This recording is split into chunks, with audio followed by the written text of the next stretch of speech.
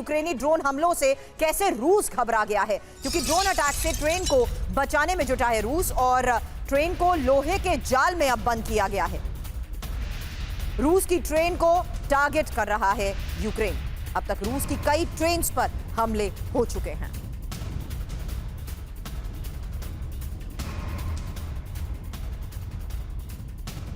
और अब आपको दिखाने जा रहे हैं रूस का ट्रंप को तगड़ा जवाब। और वो जवाब क्या है? कागजी टाइगर वाले बयान पर क्या कहा गया है? रूस कागजी टाइगर नहीं है, भालू है। क्रेमलिन प्रवक्ता पेस्कोव का करारा जवाब डोनाल्ड ट्रंप को।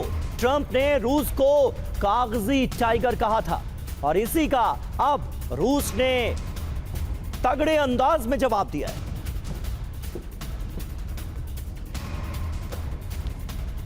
तो देखिए, डोनाल्ड ट्रंप दरअसल कागजी टाइगर बता रहे थे रूस को। वो रूस जो कि न सिर्फ एक शक्तिशाली मुल्क है, बल्कि रूस यूक्रेन जंग के दौरान हमने देखा इतने सालों में कैसे नाटो के तमाम कंट्रीज एक तरफ यूक्रेन के साथ और दूसरी तरफ अकेला रूस मुकाबला करता आ रहा है। उसको कागजी टाइगर बताया गया था, लेकिन रूस ने कहा है कि हम कागजी टाइगर नहीं बल्कि भालू हैं। लेकिन ट्रंप वर्सेस पुतिन महायुद्ध का ऐलान, क्योंकि बड़ी बात यह है कि यूक्रेन जंग में ट्रंप और पुतिन के बीच टेंशन बढ़ चुकी है। ट्रंप के कागजी टाइगर वाले बयान पर रूस भी आक्रामक है। ट्रंप को करारा जवाब, रूस कागजी टाइगर नहीं भालू है। चुनौतियों के बावजूद रूस की अर्थव्यवस्था स्थिर है। देश के वर्तमान और भविष्य के लिए जंग लड़ रहे हैं। यूएस की शांति कोशिश का परिणाम जीरो। यूएस नीति का रास्ता सुस्त, प्रभावशीलता शून्य।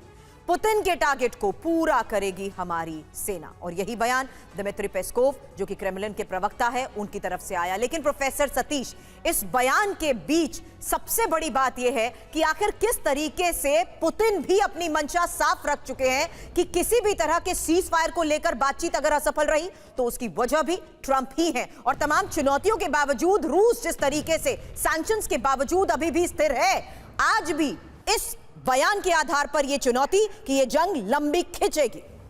बिल्कुल, देखिए, रूस की मंशा थी। रूस और ट्रंप के बीच में एक केमिस्ट्री, जो राष्ट्रपति दूसरी बार राष्ट्रपति बनने के बाद उन्होंने कही थी कि हमारी केमिस्ट्री बहुत अच्छी है, हम अच्छे दोस्त हैं। तो दुनिया को लगा था कि शायद उनकी बातों का असर होगा। और युद्ध पिछले 4 महीनों में वो 14 बार करवट ले चुके हैं। Exactly. उनकी बातों को खुद अमेरिकी भी विश्वास नहीं कर पाएंगे। जिस तरीके से यूएन के असेंबली में उन्होंने एक्सेलेटर और बाकी चीज़ों पर बड़ा ही हास्यास्पद बयान दिया, एस्केलेटर और टेलीप्रॉम्प्टर। हाँ, टेलीप्रॉम्प्टर पर। तो कहने का अर्थ कि उनके शब्दों में कोई गंभीरता नहीं है। उन्होंने भारत और चीन को भी माफी के साथ प्लीज बटन कर रही हूं, क्या पुतिन ने टाइम बाय करते हुए ना सिर्फ नेटो के घेराव की पूरी तैयारी कर ली, बल्कि वो जो बफर जोन या पूरे इलाके पर यूक्रेन में जहां कब्जा करने के दावे करते थे, वहां भी उनका दबदबा कायम है, बल्कि दायरा बढ़ चुका है? अब ये देखना पड़ेगा, क्योंकि देखिए, हम नाटो के उन देशों की बात कर रहे हैं जो यूरोपीय भी हैं, यूरोपीय देश हैं, और जिनका गंभीर मतभेद अमेरिका से है। अगर उसको नाटो से हटाकर यूरोपियन यूनियन के रूप में अगर आप देखेंगे तो उसमें आपको अंतर्द्वंद नजर आएगा कि किस सीमा तक फ्रांस, जहां तक कि उन्होंने इंग्लैंड को भी घेरने की कोशिश की है, जो उसका सबसे पुराना सहयोगी रहा है। तो किस हद तक वो आगे जाते हैं और नाटो के नक्शे कदम पर रूस को घेरने की कोशिश कमजोर करने की कोशिश।